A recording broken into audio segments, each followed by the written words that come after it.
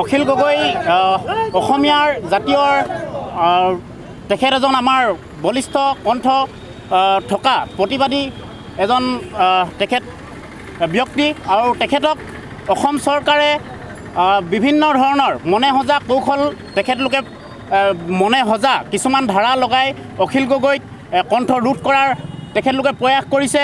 তেখেতলোকে মানৱ অধিকাৰ খৰ্ব কৰিছে। এইখন জাতি মাটি ভেটিৰ কথা কৈ চৰকাৰ গঠন কৰা এইখন বিজেপি চৰকাৰে তেখেতলোকৰ যি মন যায় তাকে কৰিছে। এটা কথা সকীয়াই দিব বিচাৰিছোঁ, অসমৰ জনগণে যিসকল জনগণে তেখেতলোকক ভোট প্ৰদান কৰি তেখেতলোকক শাসনত বহালে আৰু সেইসকল ভোটদাতাসকল ৰাইজক আজি তেখেতলোকে ৰাজপথত নমাইছে আৰু তেখেতলোকে বিজেপি চৰকাৰে আন্দোলনৰ ভাষা বুজি নোপোৱা, গণতান্ত্ৰিক আন্দোলনৰ ভাষা বুজি নোপোৱা এইখন চৰকাৰক আমি সকীয়াই দিছোঁ। কাৰাৰুদ্ধ অখিল গগৈক বিনা স্বত্তে আমি তেখেতলোকক মুক্তি দাবী জনাইছোঁ। তেখেতক উন্নত চিকিৎসা প্ৰদান কৰিবৰ বাবে আমি সদৌ অসম মটক যুৱ ছাত্ৰ পৰিষদ তিনিচুকীয়া জিলা সমিতিয়ে আমি আহ্বান জনাইছোঁ।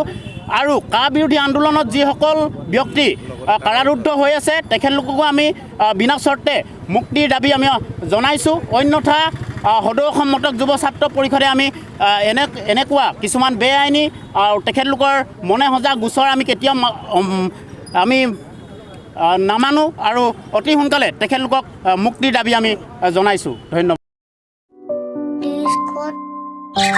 कुछ अच्छा हो जाए, कुछ मीठा हो जाए, कैडबरी डेयरी मिल्क।